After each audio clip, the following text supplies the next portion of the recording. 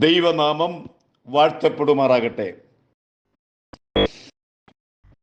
ക്രിസ്തുവിൻ്റെ മടങ്ങിവരവും പ്രവചന പഠനമെന്ന ഈ വിഷയത്തിൻ്റെ 23-ാമത്തെ ഭാഗത്തേക്ക് പ്രാർത്ഥനയോടെ ഏവരെയും കർത്താവിൻ്റെ നാമത്തിൽ ക്ഷണിച്ചുകൊള്ളുന്നു.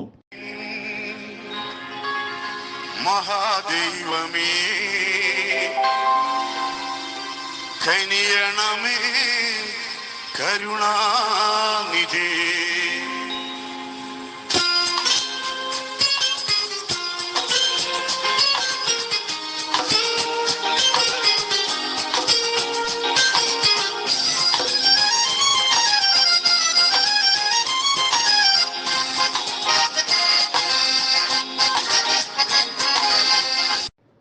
ഒലിവുമലയിൽ തൻ്റെ ശിഷ്യന്മാരുമായി മത്തായി സുവിശേഷം 24-ാം അധ്യായത്തിൻ്റെ 1-ാമത്തെ വാക്യം മുതൽ 51-ാമത്തെ വാക്യം വരെയും നാം പഠിക്കുമ്പോൾ ഏറ്റവും പ്രധാനമായ 25 പ്രവചനങ്ങളാണ് തൻ്റെ ശിഷ്യന്മാരെ പഠിപ്പിച്ചത്.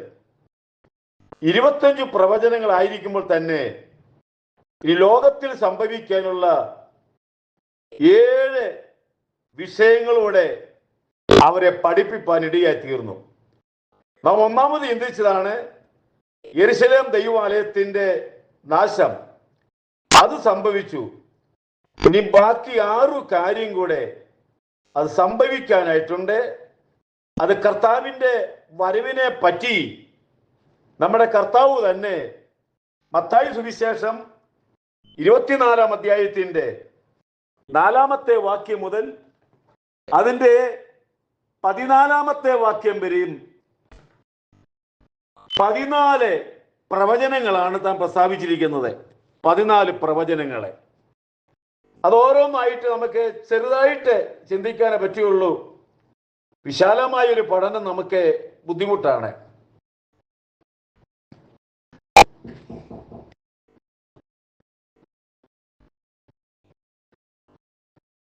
താല്പര്യപ്പെടുന്നു. ഒന്നാമത്തെ ഭാഗ്യം നമ്മൾ വായിക്കുമ്പോൾ ആരും നിങ്ങളെ തെറ്റിക്കാതിരിപ്പാൻ സൂക്ഷിച്ചൊള്ളുക. ഇന്ന് ദൈവമക്കളെ തെറ്റിക്കുന്നതിന് വേണ്ടി കൃപാവരമെന്ന് പറഞ്ഞ്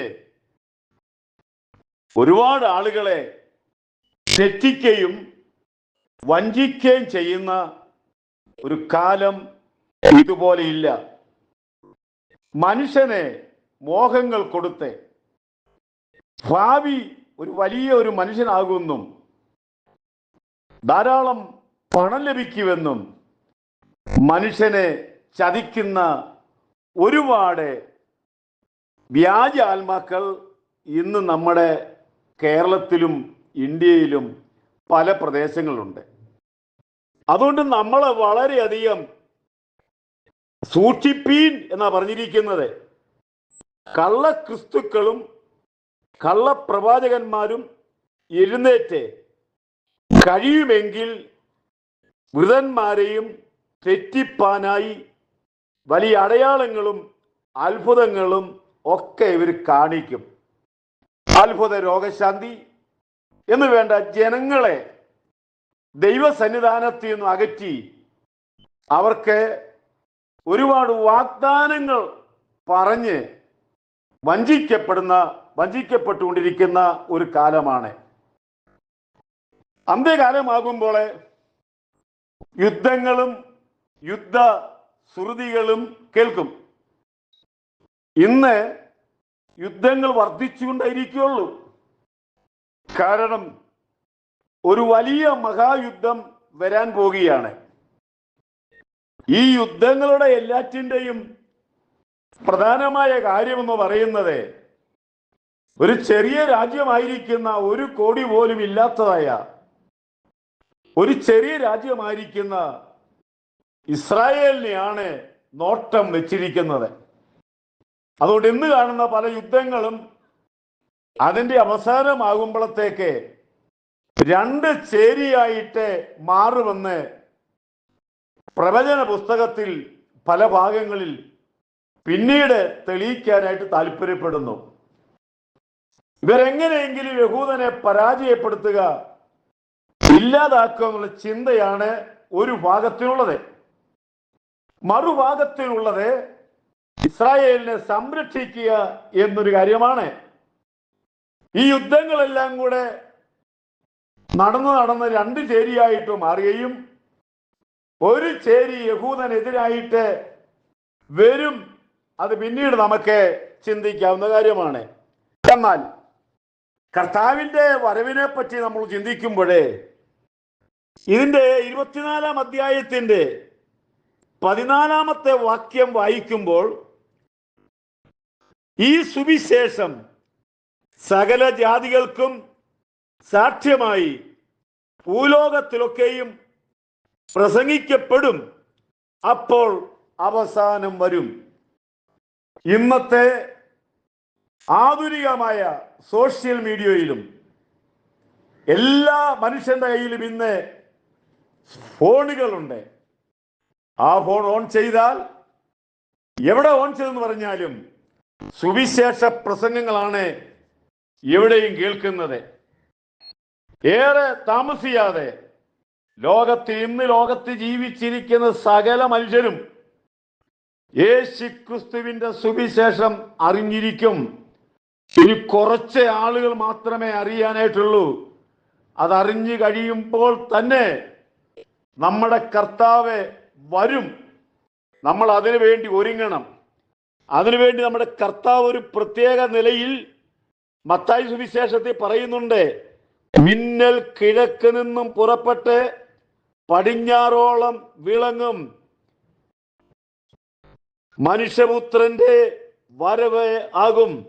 നോക്കിക്കോണം, ഇനി യേശുവിന്റെ വരവ് ഏറ്റവും അടുത്തിരിക്കുന്നു.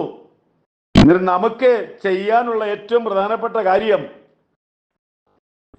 ആ കാലം എപ്പോഴെന്ന് നിങ്ങൾ അറിയുകൊണ്ട് സൂക്ഷിച്ചുകൊള്ളുവീൻ, ഉണർന്നിരിപ്പീൻ, പ്രാർത്ഥിച്ചുകൊണ്ടിരിപ്പീൻ എന്ന് മർക്കോസ് സുവിശേഷം പറയുന്നു. ലൂക്കോസ് 21-ാം അധ്യായം 34-ാമത്തെ വാക്യം, നിങ്ങളുടെ ഹൃദയം അതിഭക്ഷണത്താലും മദ്യപാനത്താലും ഉപജീവന ചിന്തകളാലും ആ ദിവസം നിങ്ങൾക്ക് പെട്ടെന്ന് കണി പോലെ വരാതിരിപ്പാൻ സൂക്ഷിച്ചുകൊള്ളുവീൻ. ഇവിടെ രണ്ടു ഭാഗത്തും പറഞ്ഞിരിക്കുന്നത് ദൈവത്തിന്റെ വരവടുത്തിരിക്കുന്നത് കൊണ്ട് വളരെ വളരെ സൂക്ഷ്മതയോടെ ആയിരിക്കുക.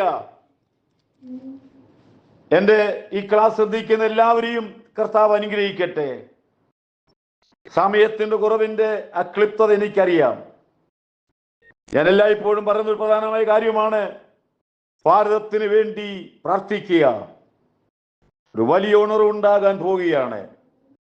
നിങ്ങളുടെ പ്രാർത്ഥന വിഷയത്തിൽ ഭാരതത്തിൽ വലിയ ഉണർവിന് വേണ്ടി പ്രാർത്ഥിക്കുക. നിങ്ങളും ആ പ്രാർത്ഥന മുടക്കാതെ വണ്ണം നിങ്ങളും പ്രാർത്ഥിക്കുക.